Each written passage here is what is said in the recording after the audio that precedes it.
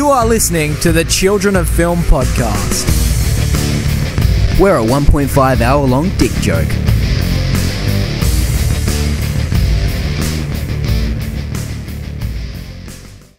Ladies and gentlemen, welcome back to the Children of Film podcast. This is episode number 22. I am your gracious host, Jaren. With me, my alumni, my other gracious host, Jacob. How are we? Slightly less gracious. Slightly? I'm good, Jaren. Yeah, well. I'm good. Yeah, just a couple of things to say. You know, I've been listening to a lot of podcasts lately, and I've been thinking, we're unique. We're a lot different than most other podcasts, and you know why? We're not good. I mean, there's that. But in most other podcasts, you know, you listen to it and, you know, they're very eloquent and they, you know, one person speaks and then the other person speaks. We're not. We just bulldoze each other. Like, it's a mess. Yeah, we just... I'm speaking, you'll interrupt. Hey, I got a fun fact about that movie too. You know. I'd say you more interrupt also, than I, but, you know, yeah. I mean, I'll take it. Yeah. And I just came off working a 9-hour shift, so if I crash and burn halfway through the show, there's that. I'm working today for my 6th day in a row, so... Yeah. Also, See, that's why this podcast is late, if you care. It's also a game of one-upsmanship. Yeah, exactly. Hey, man, I got it worse than you. Hey, I just, mine was 9.5, no break. Oh, shit, really? Well, actually, no, I misspoke. Mine was actually 9:15. I forgot to account for the extra 15 minutes wait. at the start. Sorry, mine was 9:35. Yeah, 9 hours 35 because I had to stay back a little while. And I was still in the store for another 15 minutes after I was done. Actually, no, it was 20 minutes. So 9:35 as well. Yeah, I helped an old lady cross the road. That took like 26, I think. But you know. So already we're off the rails, but let's get into our diary display. We talk about some of the shit we've watched in the past week. We're not going to talk from since we last recorded because that was a fair while ago. We have been working a lot, so we kind of took a little bit of a break. So I'm going to say it's stuff I've been watching in the last 4 or 5 days. I watched the movie Inner World. I've been meaning to watch it for a while because it's directed and written and starring Lake Bell. And I thought she was good in Man Up, so I'm like, I'll watch it. And it's about trailer voice actors. I love him in a Lake superhero Bell, movie. Woman. Shut the fuck up. Yeah, he was great in superhero movie though. Top 5 comic book movie performances of all time. But in a world, she's this like trailer voiceover artist, and she ends up competing with her father for this part voicing this like massive epic trailer, like In a World where I don't know, I don't have a good one. That was good. And it's pretty damn good, you know. Dimitri Martin was funny in it. Nick Offerman was funny in it. Fred Melamed plays her dad. He was funny, and I'd recommend it if you want a comedy to watch. It was quite likable. I watched The Debt, directed by John Madden, I believe, who directed Miss Sloane, which was very good. And I'm not going to lie to you, I just watched this because Jessica Chastain's in it. I'm a big fan of her. And I will say John Madden good, over you know? Jasmine from Aladdin. Yeah, I forgot her name. Anyway. Jasmine from Aladdin! Bad Neighbours reference. Continue. I had to get it in There's there. your Apatow quote for the day. Yeah, so The Debt, it was pretty good. It's about these Mossad agents trying to take out this, guy who committed some pretty heinous acts in the war. And I won't spoil where it goes, but there's a reveal late in the movie that was actually really, really compelling. And I quite liked it. I watched Fear and Loathing in Las Vegas, working through some of my unwatched Blu-rays. Johnny Depp, Benicio del Toro. There's a few cameos who show up as well. Tobey Maguire at the start. Oh, some with his kid luscious long hair. I'm like, holy shit. I'm like, hey, it's Tobey Maguire. And, you know, Cameron Diaz shows up for a bit. Christina Ricci. Gary Busey was a cop who, like, pulls Johnny Depp over. Oh, Jeff Goldblum shows up as the Fly. Yeah, sure, man. It's basically just them getting high and doing drugs. There's no real plot to it, but I enjoyed it. Terry Gilliam is a really, really interesting filmmaker, and I love Johnny Depp's performance. I think that was my favorite thing about it, really channeling Hunter S. Thompson and his voice and everything. I thought he was like fantastic in it. I watched Stuart, A Life Backwards. It's a TV movie starring Tom Hardy and Benedict Cumberbatch back before they were massive stars. And it was pretty good, you know. I enjoyed it. It was pretty compelling. It's about this sort of homeless guy and a writer doing a biography. I mean, it's very much a TV movie. A lot of the production quality is amateurish and stuff. But, you know, it's a story about an interesting and, you know, very, very flawed man. And Tom Hardy gave a really, really damn good performance before, he was known for giving really, really damn good performances. And he says the phrase "fuck off" like 10 times in the movie, and I'm like, yeah, you go, Tom Hardy. I watched Irrational Man, Woody Allen, regarded as one of his worst movies. I really enjoyed it. Joaquin Phoenix plays this philosophy professor. He's sort of, he's edgy and wild and unpredictable. And he comes to teach at this school, and Emma Stone plays one of his students, and she falls in love with him, and they're hanging out for a bit. And there's a thing that happens with his character, something that he does to try and reignite his flair for life, because he's pretty depressed. And the movie sort of goes from there, and it turns into this sort of dark comedy. And I really enjoyed it. I found the characters to be fascinating, even if I didn't like them that much. Joaquin Phoenix was fantastic. Emma Stone was pretty good. And Parker Posey was good as well. And, I really enjoyed it. I don't really see why it got such poor reviews. But, yeah. I watched Stardust, bought the Blu-ray on recommendation from our pal Ewan. What? Is that Matty Vaughn? Yeah, big Matty Vaughn. I've now seen I think I've seen everything he's directed now. And he's got a pretty fucking good track record. And Stardust was absolutely magical, Jaron. I loved it. I've not used magical to describe a movie since La La Land, Jaron.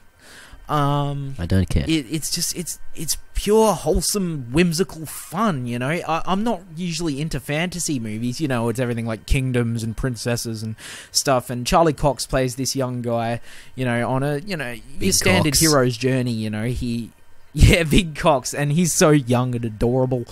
And he goes on this adventure to find a fallen star, and he finds the fallen star played by Claire Danes, and they go on a sort of adventure. Robert De Niro plays a gay pirate. It's incredible. That's all you need to say. I loved this movie. Like, I really, really, really liked it. And definitely check it out if you haven't, especially if you're into this sort of magical fantasy movie. And it's great for kids as well. It's like, it's wholesome, Jaron. Robert De Niro plays a character called Captain Shakespeare. Captain Shakespeare, amazing. and he's gay. It's incredible. Ricky Gervais plays Ferdy the Fence. That's so cool. Yeah. He's not in it a whole lot, but he shows up. There's a lot of people who show up in that movie. You made me lose my train of thought, Sharon. If I can make it. I rewatched the most underrated movie of 2017, possibly ever, T2 Trainspotting. Got the Blu-ray, arrived in the mail, rewatched it. I fucking love it so much, dude. It's so fucking good. It's perfect, man. It's a perfect sequel to Trainspotting. They didn't put a foot wrong. The movie is, while it still has its wild and wacky moments, it is a more mature movie because, the filmmakers have grown up, these characters have grown up, the actors have grown up, and it's genuinely emotional. You care about the characters and you're rooting for them. And it's brilliant. I'm not gonna lie, I'm so damn happy that you think this way, because when I watched it, because I watched it like 4 months before you, and I loved it the same amount, if not more, and I thought it was brilliant and genuinely emotional and stuff. And everyone I talked to about it didn't feel the same way. They were like, it was disappointing, and I thought I was going crazy. Jaron, great minds think alike. Yeah, well, you're true. You're right. So that's why. So T2 Trainspotting, watch it if you haven't. Is it necessary? I guess not, but it fucking wills itself into existence by being so fucking good. I watched a 2017 Netflix movie, Black Snow. It's Argentinian. I just watched it to get my 2017 numbers up. It stars Ricardo Darín, who I loved in Truman last year, and it wasn't great. It's all really, really well filmed. There are some inspired shots, but the story, you just don't care, and I'm not even going to bother describing it because you won't care either. I watched Woody Allen's To Rome with Love, part of this 3-part box set I have of his, and I only liked one of them, Midnight in Paris. I was not a fan of To Rome with Love. It was alright. It's pretty easy to watch. You're not sitting there wanting to die. Like, it is breezy and entertaining, and it follows sort of a bunch of character stories who have nothing to do with each other. And I think Woody just wanted an excuse to go to Italy to film stuff, and none of the stories were really all that compelling. Roberto Benigni was in it. He was really charming. His story was really weird. But Yeah, he's really charming. Jesse Eisenberg has a story where he's in love with Ellen Page, and that was kind of boring. Woody Allen acts in it. Alec Baldwin was funny, I guess. It wasn't a great movie, is what I'm trying to say. I saw Rough Night in the cinema, Jaron. So did you, so I guess we can talk about it. It was a rough night, Jacob, for me. It was it was not good. It was really bad. Like, it seriously, you know what it's about. If you saw the trailers, and like, yeah, that's pretty much the movie. It's Bridesmaids, but shit. It's every bachelorette, bachelor party movie gone wrong, but shit. It's not funny at all. It's just people yelling and saying, fucking. And it's just, Scarlett Johansson, you are better than this. Zoe Kravitz and Alana Glazer, you are better than this. Gillian Bell and Kate McKinnon, I mean, this is about, it's about right for you. You could probably stay there. But it was not good. I think Gillian Bell's right in the right role. But yeah, I thought it was... I mean, she's been funny, and she's at least been funny in a couple movies. I think it was real similar to Bridesmaids, obviously without that whole murder aspect, but them doing drugs. The character's story arc with the main bridesmaid and the other best friend who she gets jealous of. It's Bridesmaids, but not funny, and then the murder aspect... I don't know. It's just like it just seems like a pitch, not a movie. It's just like, what if they were bridesmaids, but they killed someone and they never really got further than that? My big issue with this movie is that when it's this female empowerment comedy and the male characters are funnier, it's you have some issues with your movie. Yeah, there are a lot of dumb things too. Like, I don't know if you remember, if you don't want spoilers, skip like 30 seconds. But when so the first stripper is a fake, it's like a criminal, and then the second stripper they bring in is actually the real one. And as soon as he comes in, he tries to rape Elaine Kravitz, and they just kind of gloss over that. Like, he pins her to the wall. Zoe Kravitz. Yeah, he pins. I think. Oh, that's just an act. Yeah, but I don't know. He comes in and then grabs her and throws her to the wall, and she knocks him out, and then they put her on a bed, and I don't know. Yeah. If you watched the trailers for this and thought they were as bad as me, which stripper most people do, most of the trailer isn't even in the movie. It's not like that at all. Like, in the trailer, there was a huge bit where they drive down with him through this big street where everyone's out there, and he's got an erection, and people are high-fiving him and shit. That's not in it, which is good, because that was awful. But it was still very bad.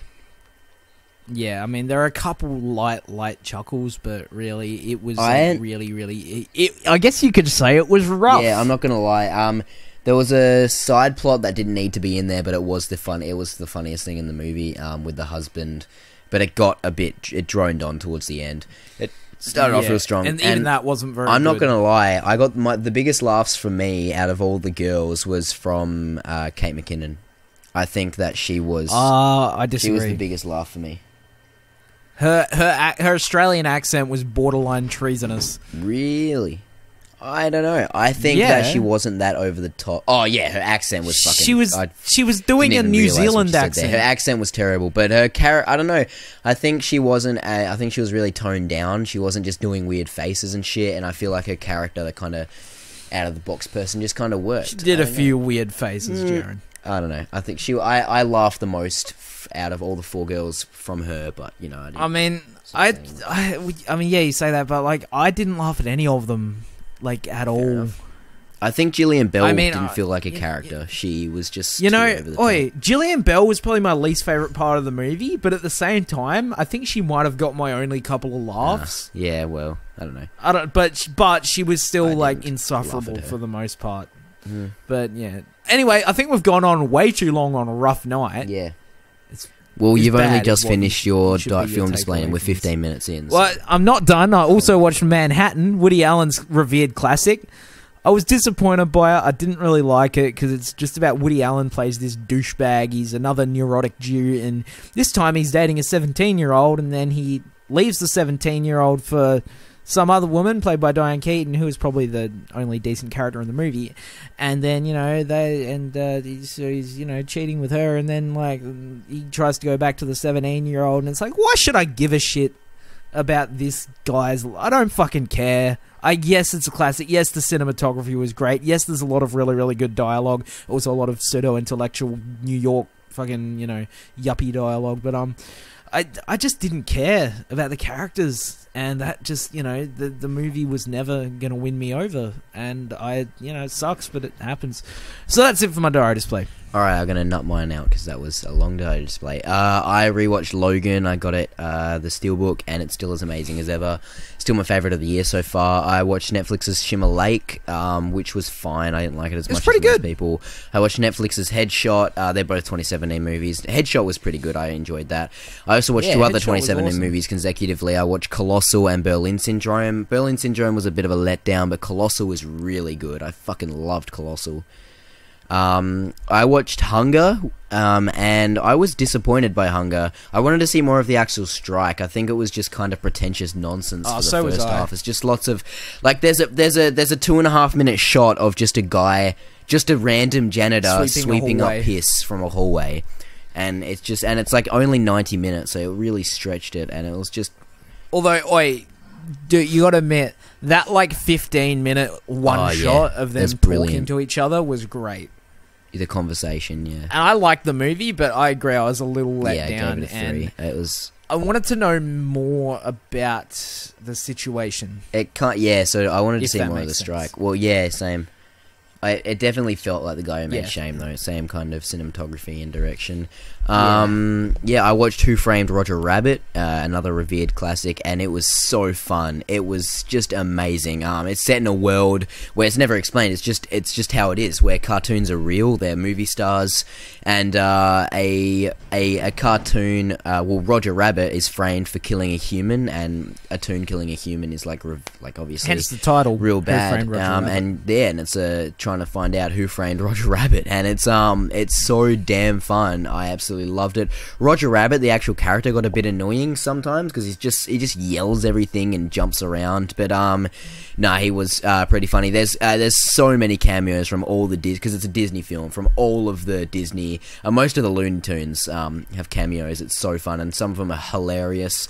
Christopher Lloyd plays the villain, who's so good. It's got the classic Jessica Rabbit, which I think this film made me a weeaboo. Oh no.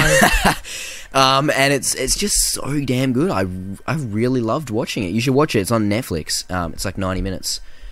I did see it when I was a kid. I have seen it, but I could go for a rewatch. I watched Rachel Weisz's The Whistleblower, and it was a really good film. I watched it with my girlfriend, and it's about a Nebraska cop, and she discovers like this deadly. I love how you just got to throw in there, like, look at me. Well, it's because I didn't care, and she made me watch it, and I enjoyed myself.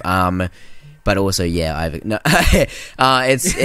she discovers a deadly sex trafficking ring in like this post-war, like Bosnia, but it's after the war, and there's a sex trafficking ring, and all of the like cops and federal agents and shit are involved, so she can't really do anything about it. It's a really sad movie, but it's also really good. Rachel Weisz is amazing. She's one of the most underrated actresses working today. I've seen a lot of her shit, even in movies, even in average movies like Light Between Oceans. She was one of the best performances in that, besides Fassi. Oh, she was fantastic. I think she was great in The Lobster. Yeah, I think she was better than Alicia Vikander in Light Between Oceans. I watched. Me and my friends went. A couple mates went to a bar. Went to a Marvel trivia night. So right before then, I watched Avengers: Age of Ultron. One of my favorite Marvel movies. So underrated. I love it. And how'd you go on the trivia night? Did you? We came third. We won the. It was in. Oh, shit! It was in two halves. There was about 30 people there, but it was all about comics, not the movies, and we didn't know. Oh. And there was 30 teams, all of about 3 or 4 people. In the first half, we were coming first by like 6 points. And there was only 20 questions, which is a fair margin. And then the second half, there were a lot of hard ones. Like, one of them was like, what celebrity tried to buy Marvel Comics so they could play Spider-Man? The answer was Michael Jackson. Okay. And it got really... And like 6 teams in the last half got perfect. So, like, we're just like, they obviously, like, cheated. So like, nerds. In the first half, we beat them. So I think in the second half, they were just kind of upset and, like, went on their phones and Googled the answers. Because we were right next to the front and they were all at the back. Because, like, 30 people, 30 tables, you know. And, I mean, that amount of teams coming perfect with questions like that is fucking hard. One of them was... who is Thanos' uncle who was eventually put on trial for being a sex offender? The answer is Starhawk. It was just Yeah, I watched Rough Night. We talked about that. I watched Mississippi Grind, and I really love that. Ben Mendelsohn is so good. Mendo and Ryan Reynolds basically just go and try and take down by the future Captain Fantastic directors. I mean, Captain Marvel. Captain Fantastic. Shut yeah. the fuck up, Jack. They also one of Captain them, Marvel. Yeah, directors. it's by Ryan Fleck. I'm just gonna go kill myself. Ryan Fleck and Anna Boden. They also both wrote Half Nelson, and Ryan Fleck directed it. This is their first team up. I mean, they probably both directed it. Okay, but they didn't. They both directed this though, and they're both directing Captain Marvel. But yeah, I mean, there are a lot of Coen Brothers movies where Joel Coen is only credited, but they both directed true. them. Well, did they? I don't know. Whatever. And then today I watched a movie, Nerve, because I've had this little like Nerve poster on my wall. Because I've got like on the back of my door, I've got like 40 little post-its, and one of them is of Nerve, and it's got this thing where you put heat near it, and it like lights up and tells you a dare.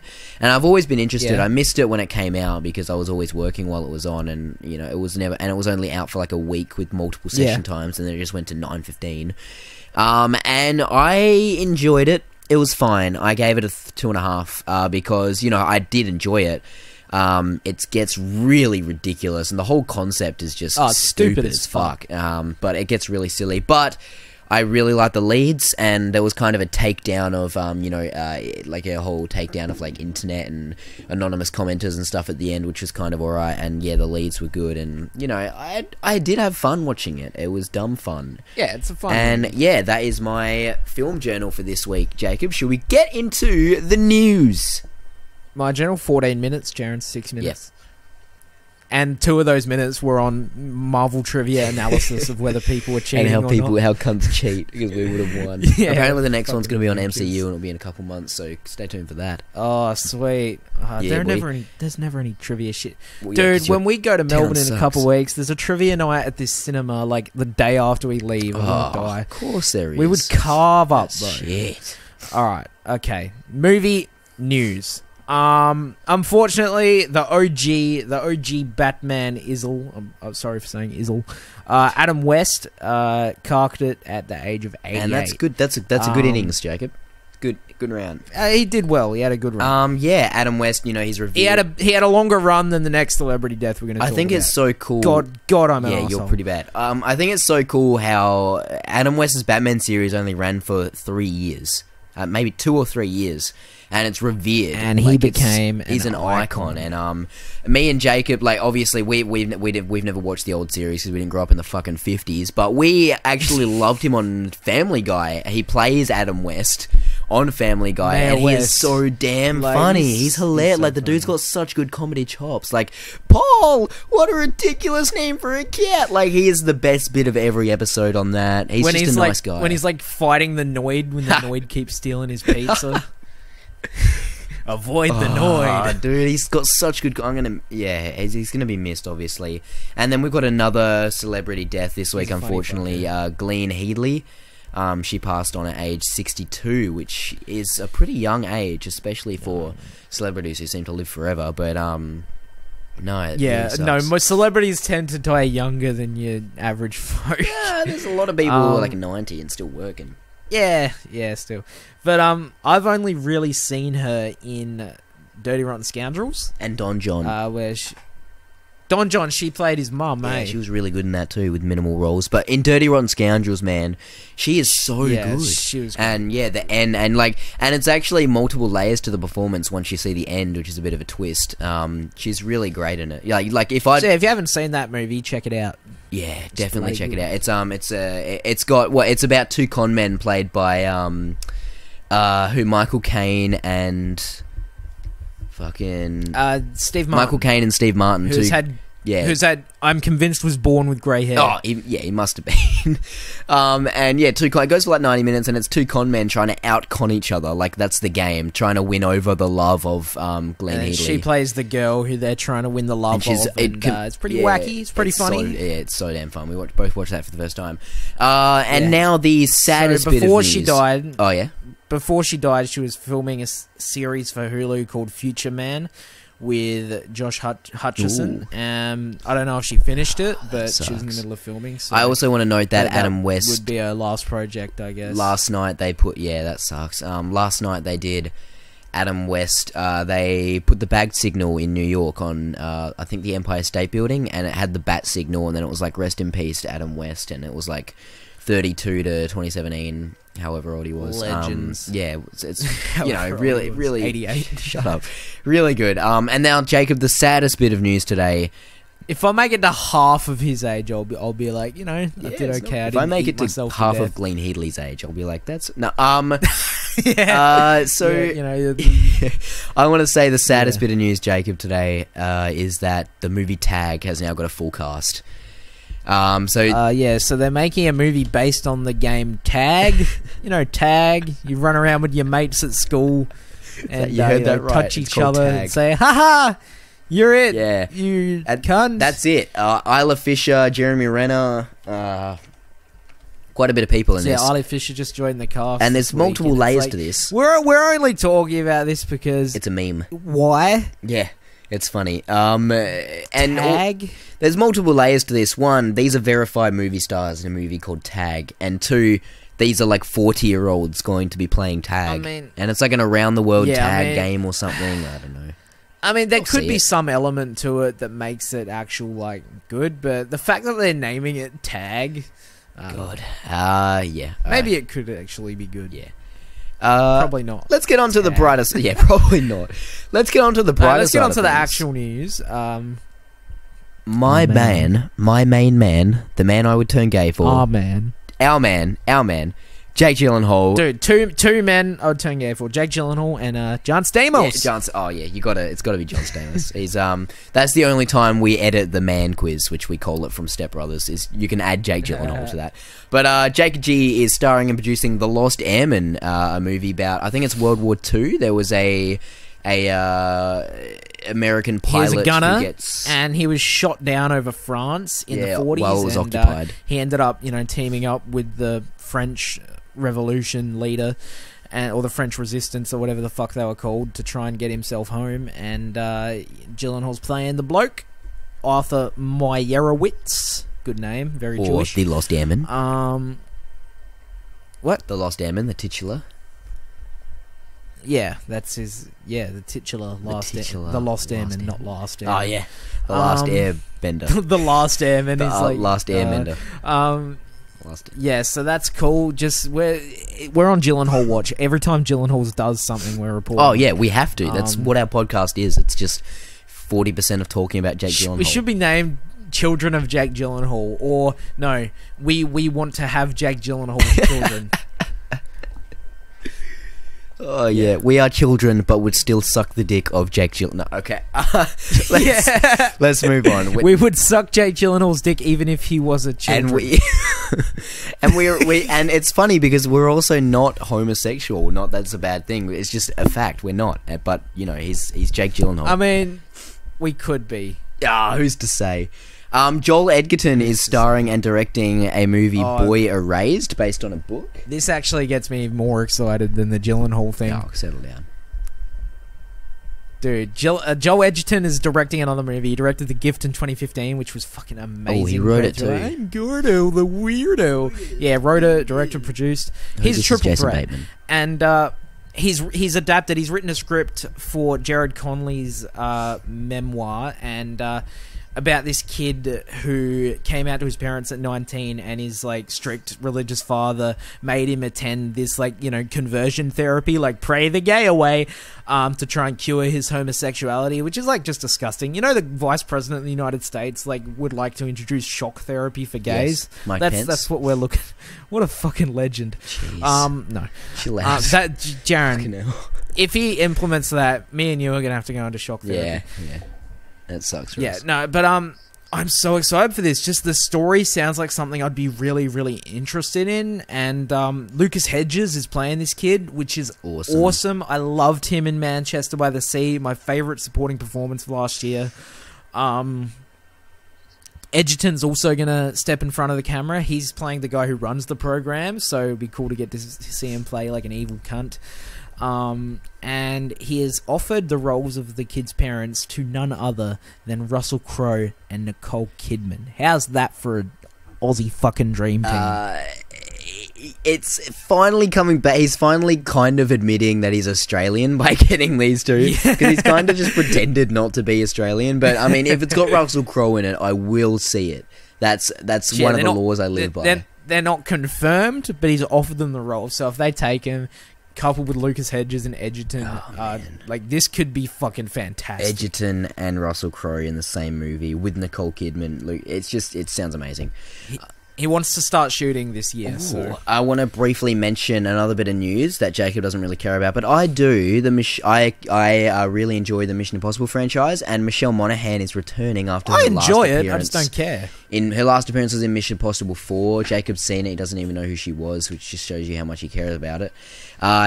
Michelle Monaghan plays Ethan's wife, who he can't be with, and we last see her with her new husband, and she kind of looks back, and Tom Cruise is like kind of looking at her, and they have to part their ways, and we haven't seen her since then, and it's really cool that they're bringing her back. I'm so excited for this. Also, the fact that it's he's not gonna bang Ilsa Faust. Probably will still, you know. He probably did. To say, yeah. I mean, watching him swim in that like giant like clothes dryer thing. Damn. Yeah. We've got another bit of news that can be perceived as sad, bad, or good, depending on how you look at it. I don't like it. Danny Elfman has been replaced as the... I mean, he's replaced Junkie XL as the scorer of Justice League, the composer of Justice League. Supposedly because Joss Whedon is now in charge, and he has worked with Danny before, and Junkie XL only came on when Zack Snyder hired him. You could think that they're just maybe Junkie had to leave or something, but Junkie was gonna do it. He's Zack's guy, and you know he's probably already written a lot of the music. And from the statement Junkie released, it sounds like he was probably forced out. Like, as my mentor Hans Zimmer told me, you haven't made it in Hollywood as a composer until you get replaced on a project. So I guess I finally graduated. It pains me to leave the project, but a big thanks to Zack for asking me to be a part of his vision. I wish Danny, Josh, and Warner Bros. All the best with Justice League. God, I butchered. I'm very tired, people. So the way it sounds like, you know, maybe Joss has come in and dropped his nuts on the table and said, "I'm bringing in my guy." You know, Danny. I mean, Danny Elfman's a great composer, but I was kind of looking forward to a Junkie XL score. It might have been one of the only good things about the movie, and also, hold on to your hats, people, because I'm about to say something positive about Zack Snyder. I would prefer the movie to be Zack Snyder's vision through and through. And then, even if it's bad, at least it's consistently bad. See, I kind of fall on if we're getting a BVS level movie, which is a movie I don't like and don't. There's no way it can be as bad as BVS. Come on. Well, we don't know that. And if it say it is, I would prefer a movie that is that bad and has good moments in it. Because, I mean, now we know Joss is doing more than just babysitting some reshoots. I mean, still, apparently, it's going to be in Zack's style. But, I mean, I think Joss is a much better director. I think he did very well with the 2 Avengers movies. It's just sad that Marvel kind of bullied him in the last one, and he had too much guidelines. He couldn't really make his whole vision. But I still think that's an excellent movie, like I've said. But, you know, it seems like he's got a lot more authority this time, and way more than we thought, since, I mean, obviously he must have had some input in getting Danny Elfman in, and I love Danny Elfman as a composer. Junkie XL's Mad Max score is terrific. I love his work on non-superhero movies. Oh, yeah, absolutely. So, you know, it does suck, but I'm for the change if they think this is what's going to make the movie good. It's just weird that this is all happening like 4 months before it comes out. Like, it's really close. It is really close. Late. It's like Rogue One getting Giacchino levels late. Yeah, exactly. This is just so close. And then our last bit of news, we're going to make this a whole segment, but we thought us would just chuck it in with the superhero stuff. Black Panther gets its first teaser trailer, and Jacob, it's bloody great. Yeah, it was pretty good. I mean, it's fairly standard for a Marvel trailer. We got a lot of establishing shots of the place Wakanda, and it's kind of framed around Andy Serkis's character. I don't know his name, so I just call him the Cuttlefish guy. Ulysses Claw. Okay, Claw. I'm still going to call him the Cuttlefish guy. That's fair enough. I saw a documentary. It was terrifying. Yeah, he's funny. And it's him sort of talking to Martin Freeman. So Martin Freeman's character from Civil War's come back and telling him about Wakanda, like, you know, I'm the only person who survived. And we see how advanced their sort of culture is and shit. Gets some shots of the villain, some shots of Black Panther doing Black Panther-y stuff. We get some shots of some dude with a giant fucking fleshy ring in his mouth, which was pretty cool. Jaron, what are your thoughts on this? Yeah, so it's cool how in this trailer it turns out that it's actually, I think it's either one way or the other way around, but Wakanda is actually just a front as this kind of African third world country, and it's actually based in South America, or is it actually based in Africa? I'm not sure. I think it's actually based in South America. No, it's in Africa, but isn't it like masquerading? As a South it's masquerading as a South American country, but it's actually in Africa, and it's hidden, and it hasn't been touched by any no white people have touched it, so the culture has just grown to a point where they're more advanced than any other civilization those on those Earth. bloody white people who destroyed Africa, like bloody... You know, no half castes in Wakanda, mate. You're thrown out, son. As soon as if you got a little bit of complexity issues, you're gone. It just looks so cool, and I'm really the cast is amazing. Eric Killmonger looks so cool. I'm glad he's getting another shot after the Fantastic Four movie. He can jump straight back into another Marvel project, which actually looks good. The director I absolutely love. Fruitvale Station and Creed are such freaking good movies. Coogler is the man. I know, and I'm just so keen for this. And again, it's a teaser. It's not a trailer. But it just looks so cool, and I'm really glad Martin Freeman's back. Obviously, I hope Marvel let Coogler do what he wants. Obviously, they let James Gunn do whatever the bloody hell he wants, don't they? Yeah. I think unless it's an Avengers movie, Marvel just kind of let you do whatever. Because they kind of want some. But anyway, so that's it for news. Yeah, I'm really keen. Yeah, that's it for news. Fuck, we're running over. Oh, well, who cares? Film swap. We got. All right, so we'll try and nut through this reasonably quickly because we've we forgot to do it last week. We forgot to do a film swap last week, and so we've done a couple in this time. We got another one prepared for next week, but we got 2 movies each that we've given each other, and. Okay, so the movies, I'll let you go first. The movies I gave Jaron, right? The first one I gave you was one of my favourite movies of 2015. I thought it was extremely underrated. It really moved me. It's Youth, starring Michael Caine. And the other movie I gave him is... The Hunt. A really, really great movie I saw a few years ago. Mads Mikkelsen, incredible performance. And it still sort of sticks with me. The Hunt. All right. So, Youth, Jacob, may be... It's got Rachel Weisz again, who I love. And Youth may be the... one of the weaker movies I've been given for Film Swap. I really didn't enjoy this. That's your opinion. Yeah, I know, obviously. In my opinion, I thought it was kind of boring, a little bit pretentious. It just kind of meanders a while. It was great watching Rachel Weisz walk around in bikinis and have all these old people kind of just like look at her and try and hit on her. Naked old people, Jaron. And, Michael Caine plays this guy who Wait, what'd you say? There's a few naked old people. Oh yeah, isn't there? Yes, unfortunately. Fuck yeah. And Michael Caine plays this guy who is a composer. Plain. He's an amazing composer.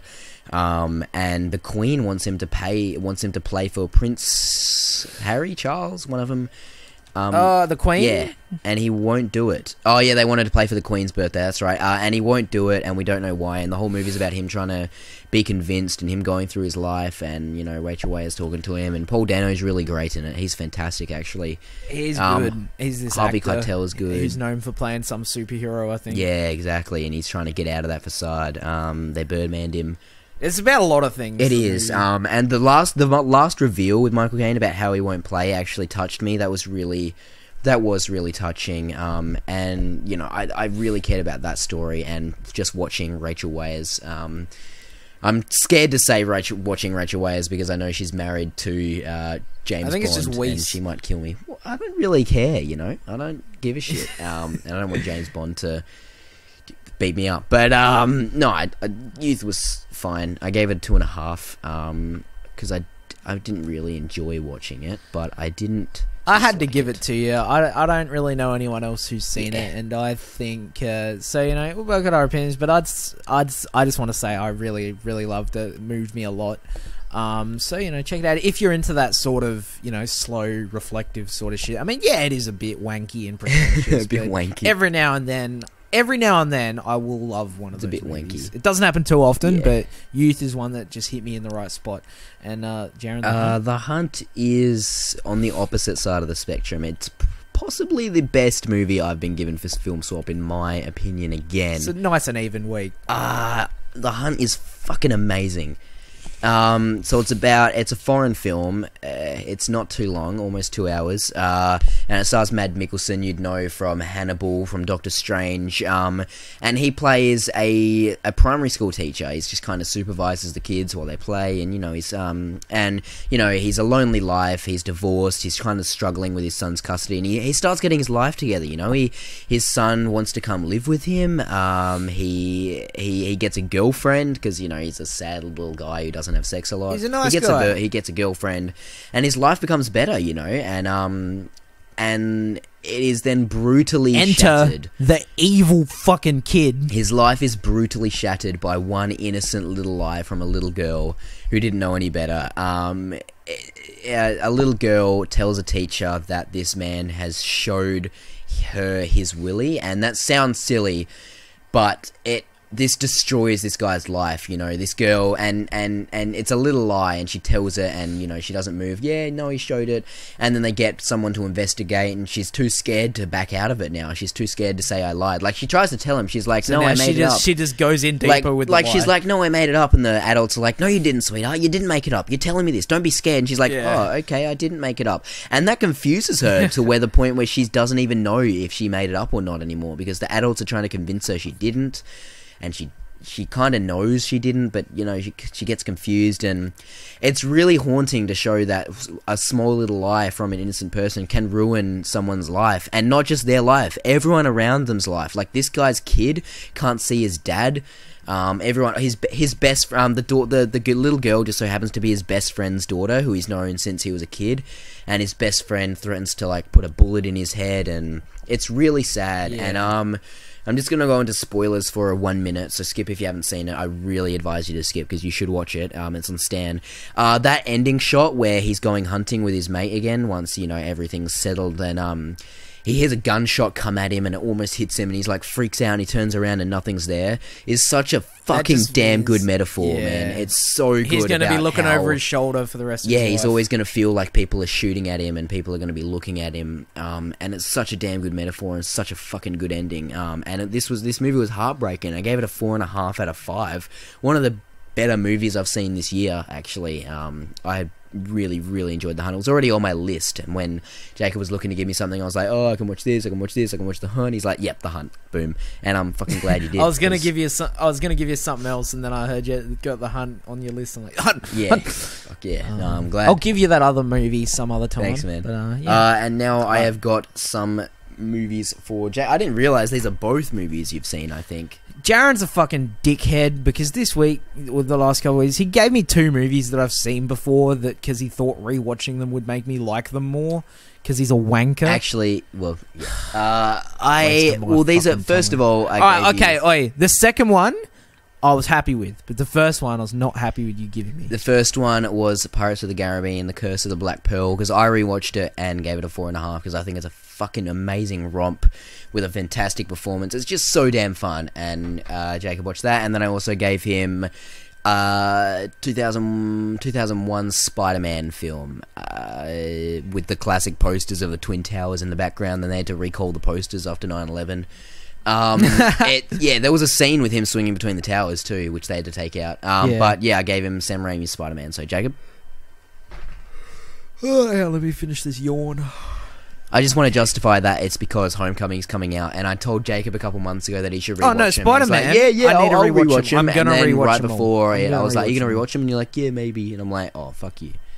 I'm gonna watch him, but Pirates, Jaron just gave me because I'm not a big fan of it, and Jaron just gave it to me because he wants me to like it more, and it made me like it less rewatching it. I'm sorry, I'm not into the Pirates movies. Like they're not for me. That's fine. I'm just not really into that sort of Yeah, I know. Yeah, it's fine.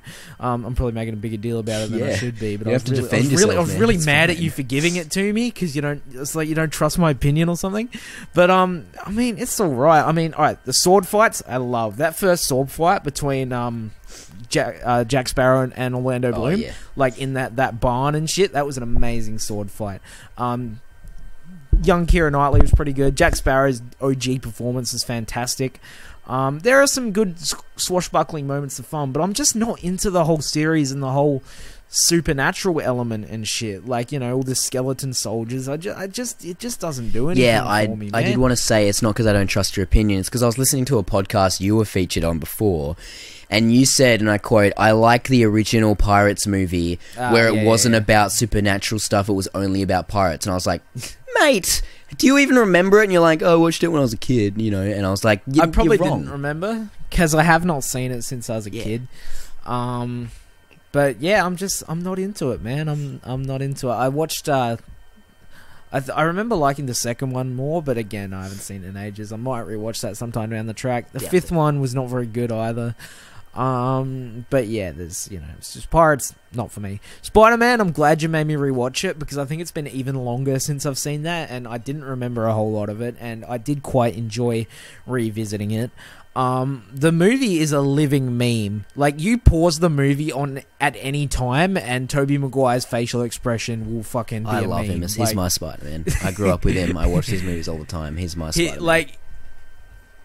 I love him as Spider-Man, but you gotta admit he's pretty damn cheesy. Oh, absolutely. But I think that adds to the That's Sam Raimi, man. That's They're the movies he makes. That's why it's charming, because he is this like earnest young sort of Peter Parker, and where am I? You know, I didn't really care all that much for the Mary Jane stuff in it. I don't know. It's like I kind of almost prefer Amazing Spider-Man 2's love interest. I mean, not Amazing Spider-Man 1. Amazing Spider-Man 2 kind of fucked it up. No, Amazing Spider-Man 2 fucked it up. Yeah. 1, okay? 1. That's just because I prefer Emma Stone, but I still prefer Mary Jane. I love the ending where he negs her. Oh, yeah.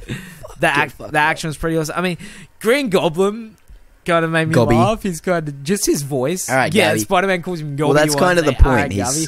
Just his voice like, "Hey, Peter, I'm coming to get that's you." the point. Like, Sam Raimi's not going for a serious movie. It's like the same as Evil. Like the villain's like the same as Evil Dead. He's just, "Hey, talks like this," and you know. It was a simpler time before Christopher Nolan came and fucked everything up for the rest of us who wanted fun superhero movies.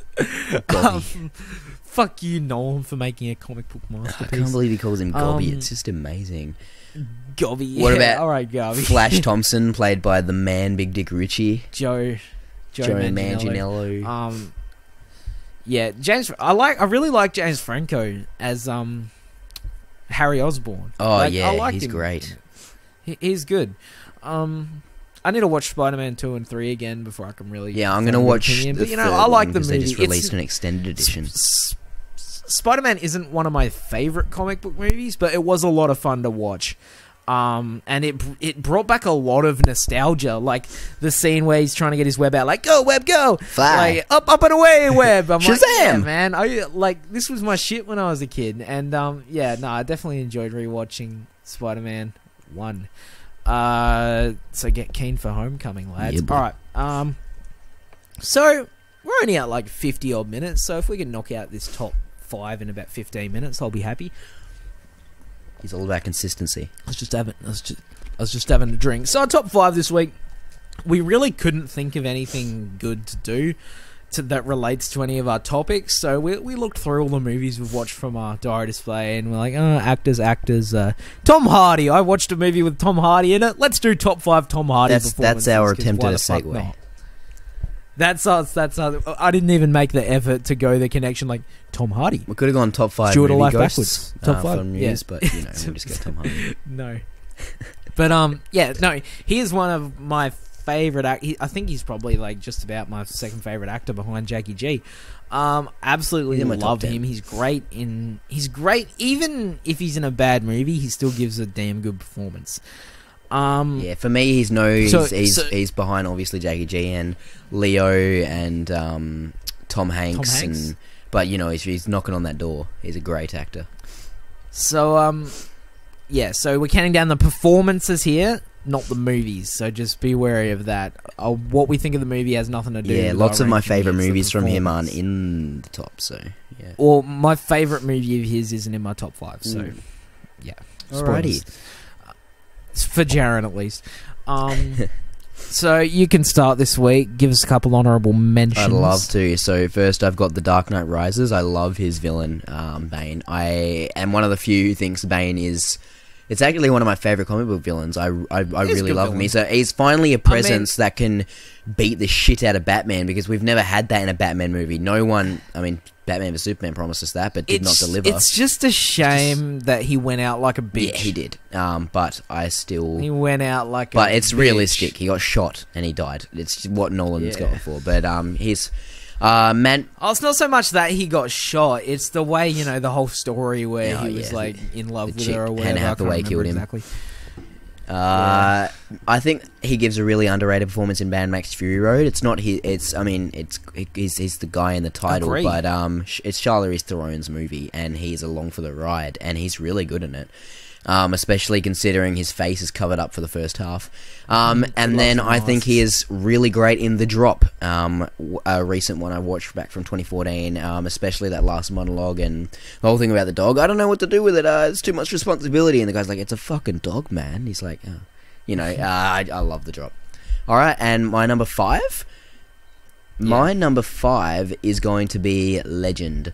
That's my number 5. Oh shit! All right, we'll talk about that. So Tom Hardy plays two people. Yes. He plays both of the Cray brothers. He plays Reggie and Ronnie. Ronnie and Reggie. And You don't even have the courturcy to say hello, Ron. this is one of the first instances on this list where his performance is better than the movie. He's so fucking good, He's first of all, he plays Reggie, who's like kind of cool, calm, collected, sweet, and suave, and then Ronnie is just unstable and nuts, and he wants a shootout like a western. He wants to try and get shot, and he's just like a western. You don't even say hello, Ron. You can't hear what he's saying half the time, but it doesn't matter because he's just so good.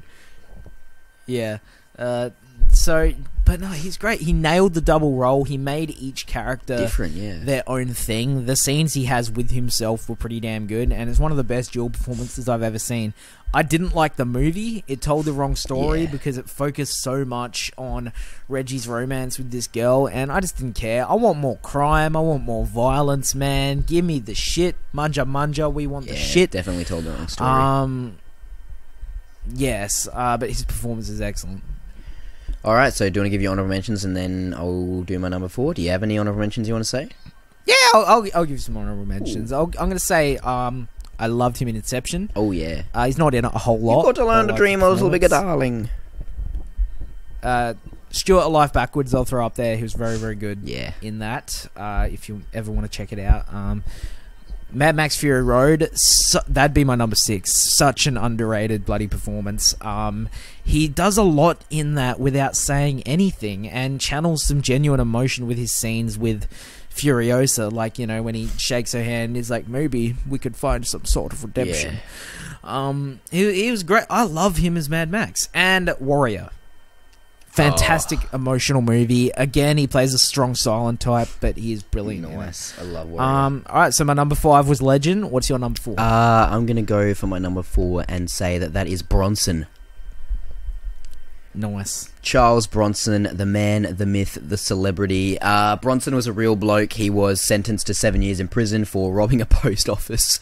And he ends up spending about 30 years, I think it was, in solitary confinement because he is the world's most dangerous criminal because he loved it. Well, he's the most violent prisoner. Yeah, he just loved getting into fights. He loved beating people up. He loved getting more time. Making movies, making songs, and fighting around the world. He's basically Russell Crowe if he was a criminal and not an actor. This is directed by Nicholas Winding Refn, so there's a lot of dreamlike sequences and cinematography, and it gets a bit weird. This is probably like his most straightforward movie I've seen. Yeah, I'd say that. And Drive. Maybe Drive, but this is a bit weirder than Drive. But he's kind of the only noteworthy actor in it. Kelly Adams is in it, Matt King, but he's kind of biggest kind of person, and he's just this put him on the map, man. After this, he showed his willy like 3 or 4 times. So people, dude, were like, he shows his willy in that TV movie from 2007. Nice, and I'm not gonna lie, pretty small. His performance is stronger than the willy. It's average to low average, but like it makes me feel a little better about myself. Yeah. So Makes thank me feel, you, Tom Hardy. If that's Tom Hardy, then I'm doing alright. Nah, he's a good. He's such a good performance. He comes out and is like a boxer for a while, and he just does fights against these big ass people, and it's just amazing, man. I love Bronson. His mustache he just walks around. It's such a good performance. He becomes like an artist, and then there's that whole drawn out scene in the end where he takes that guy hostage in his art studio and shit. I think he changes his name to Charles Salvador after Salvador Dali, and like he's just like it's a high energy. His real name is shut the fuck up. His real name is Michael Peterson. So he takes the name of Charles Bronson while he's like a boxer or something, and he sticks it. And he's completely bald, no hair on his body at all except his mustache, and it's amazing. What's your number 4? So all right, Bronson. My number 4 is one that you mentioned, The Drop. An extremely underrated movie. Like I love it. I've seen it a few times. And he plays this dude named Bob Saganowski, and he, in true Tom Hardy fashion, he's got a funny accent in it.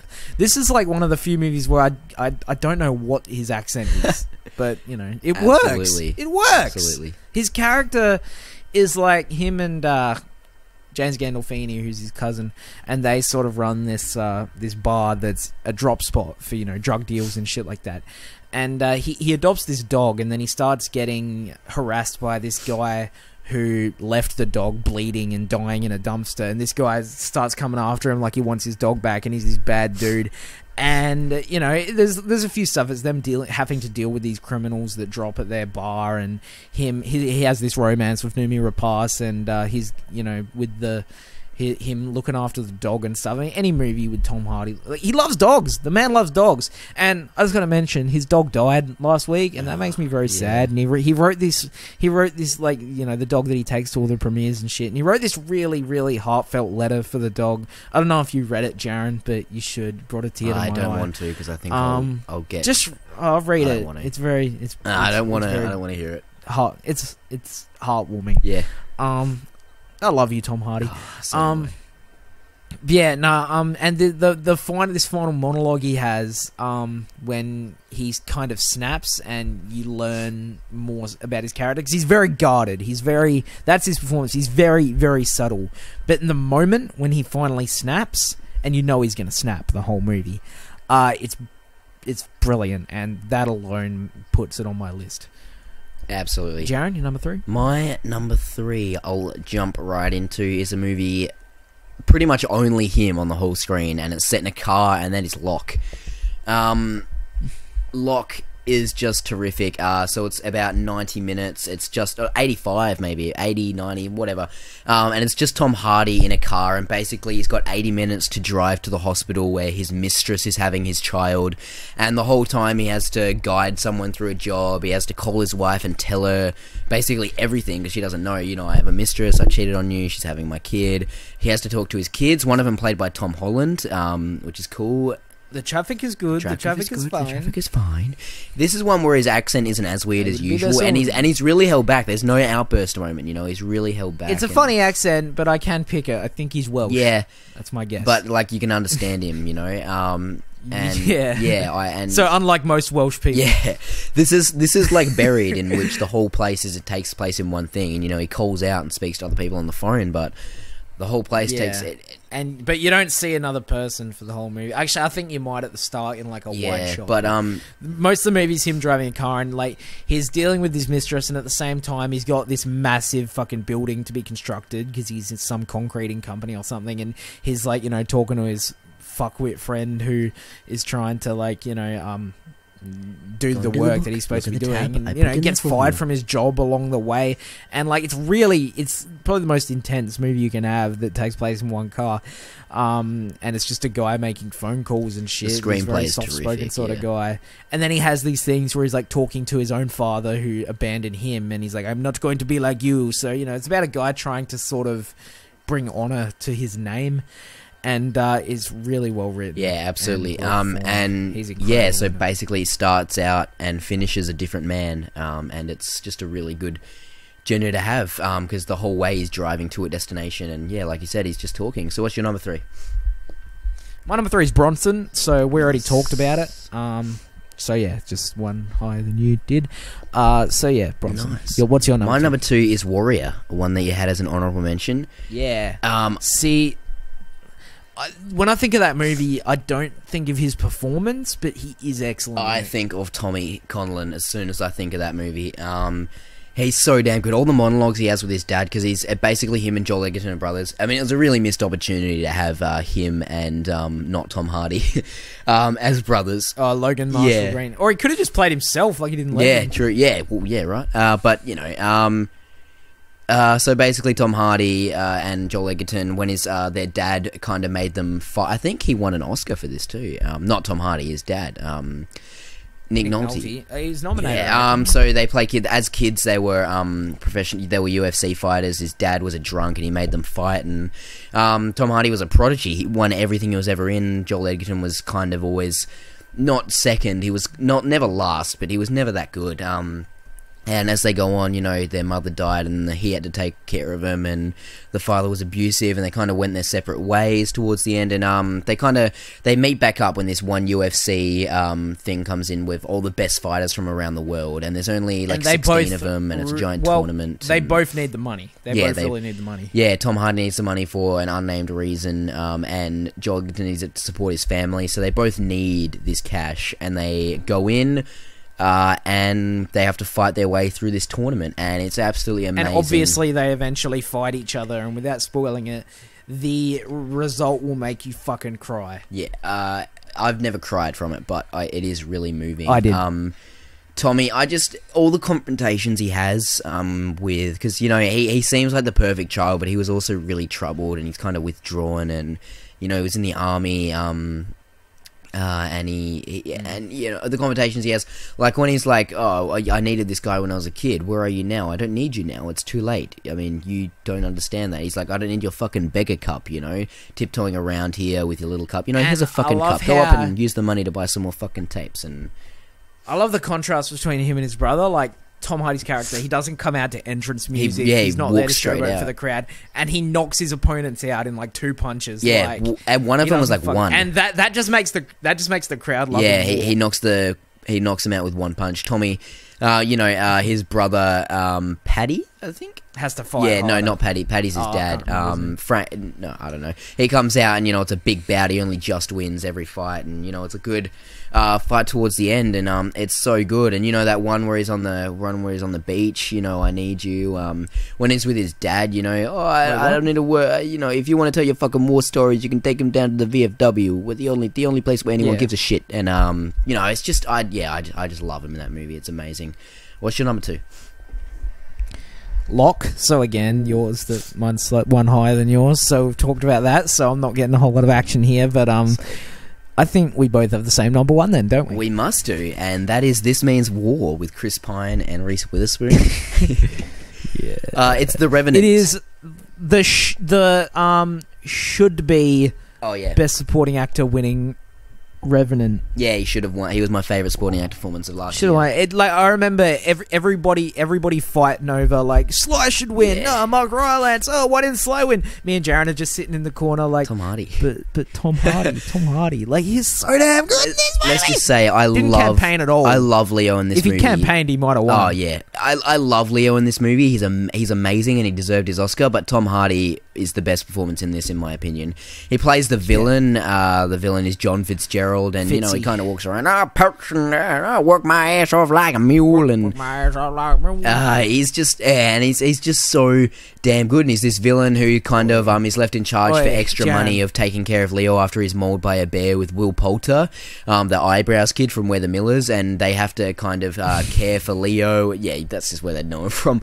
They kind of he's actually a pretty big name actor now. He's been in some serious shit. And you know, him and Tom Hardy have to take care of Leo, and Tom Hardy decides to, I'm not going to say it, but do something that hurts Leo, not physically. And then he also buries Leo. He buries him and leaves him because he doesn't want to sit there and wait for him to die. And he's like, oh, he's dead anyway. He's bleeding out. Whatever. He buries him, makes like beats up Will Poulter. He's like, you can't tell anyone. And then they kind of leave, and Leo comes back to life and tries to hunt him down after what he did to him, mentally and physically. War Machine, that's the other thing he was in. But yeah, and Tom Hardy's just so, you hate him, dude. He is a cunt. You hate this character, and he's so good to watch. Cunt. He is a bad man. He's so fun to watch, man. But yeah, dude, it ain't gonna bring your boy back. Don't, man. You can kill me. Yeah, what's he like? You can kill me now, Hugh. It ain't gonna bring your boy back. Dude, he scalps Donald Gleason. Who does that? You don't scalp Donald Gleason. You don't. You like, it's not like, you don't. Of all the people, come on, you could scalp. Not Donald, him. He's got such a good track record. Why do you need to scalp him? He's got such a good scalp. What a wanker. His scalp is kind of average too, and it just adds to insult. Tom Hardy's got a shit scalp. He's just got his hair's wiry and he's gross to look at. And I think didn't his head get like fucking half blown off or something? Yeah. That's why his hair's and then so he's got a backstory. And then which makes a good villain. And he's kind of and it's never really fully explored, and you know, he's just so conniving. Like when he gets to the end and he's talking to him and he's like, we gave him a good funeral, and he talks to Will Poulter's character Jim, and he's like, Jim, he did it right. He was like, no, you know, we can't leave John. We need to give him a cross. So we made a cross and he put it there, and he did it right. He's like, I want to recommend this kid for the Medal of Valor. I mean, it's not that, but you know, whatever they had back then. I want to recommend this kid for an extra pay. He did good. Yeah. And Will Poulter's just in there like, fuck, like freaking out, and shitting himself. Then Tom Hardy steals the entire town's money and makes a run for it, and then scalps Donald Gleason, and then Leo. He's such a bad dude. Yeah, he's a wanker. He's a fucking wanker. And then Leo, the whole story comes around when Leo ends up, wounding him and then putting him in the river, and then he floats down to the other, the Indians, and they kill him. Like scalping. Yeah, so, if you haven't seen The Revenant before this, too fucking bad. Sucks to be you, but watch it. It's best cinematography I've ever seen from a movie, and you know, the performance is great. It's up there. At least top 5. Oh yeah, for me. absolutely. It's up there. So it's beautiful. Is that the show?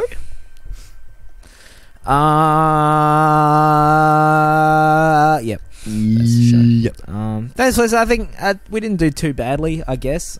Pretty tired. Gonna go see Despicable Me 3 in about 45 minutes. So I might fall asleep during that if it's shit. Oh, dude, I just have I have 2 hopes for that movie. All right, 2 hopes. 1, don't be shit, and 2. Please don't overuse the Minions. Oh yeah, true. Please. But I'm excited for a couple reasons. Trey Parker, man, as the villain. Yeah. That's I only amazing. just learned that he's in it today. That sounds awesome. But seriously, man, they can't. Despicable Me 1 was great. The Minions were like, think back to when you saw it. Before the Minions were a thing, and you watch that movie, and you love the Minions. Like they were funny side characters. Yeah. And you go the second one, and they're a bit more prominent, but they were still funny. In the second one, they're still funny, and the Minions movie just fucking milked them. The Minions movie was a piece of shit because they don't work as a whole movie. They're comic. Now they're all over everyone's dad's Facebook with random quotes next to them, like, I don't want to get out to fucking work today, and there's just a Minion there and like a. Now I know what a fake friend looks like. It's a picture of a Minion. Yeah. I love the joke ones, like a Minion, and it's like, my greatest dream is a world without Jews. Shit like that. But I just please don't overuse them, please. Please, thank you. Just leave them as comic relief. All right. And also, stop trying to make Gru a good guy. Make him a villain. Thank you. This is my letter to them about the movie that they've already made. So in this movie, you want it to be good, you want him to be a villain again, and you don't want them to use the Minions. Yep, so there's 3 things, really. All right. I don't want it to be good. I want it to be not shit. Yeah. It can be like a 3 out of 5, and I'll take it. The thing is, I think the first one is great. I think the second one is really good, and the trailers for this one, because I've seen them in the cinema like 4 times, look shit. So I'm hoping for it. I'm seeing it on Saturday, but we'll see. It can't be worse than Rough Night. Oh, no, of course not. So yes, thanks for listening. We should have a show next week. We might not if we end up being really busy because I'm working a lot. But we're going to Melbourne in less than 2 weeks now. We're gonna go hit up Comic-Con because that turns out to be on. We're gonna go to a football match, so Aussies might care about that. I don't know, some Aussies. Go see some movies, and we're going to be vlogging all of that. So if we don't get another podcast up in that time, you can look forward to that. And then after that, since the year's half over, we're going to do a sort of half year in review, talk about the year so far. So yeah, thanks for listening, everyone. Follow us on Twitter at Children of Film. Creative name. Subscribe to us here, and thanks. I love film. Jaron loves children. Thanks for listening. Thanks, man. You've just listened to the Children of Film podcast. Man, it sucks to be you.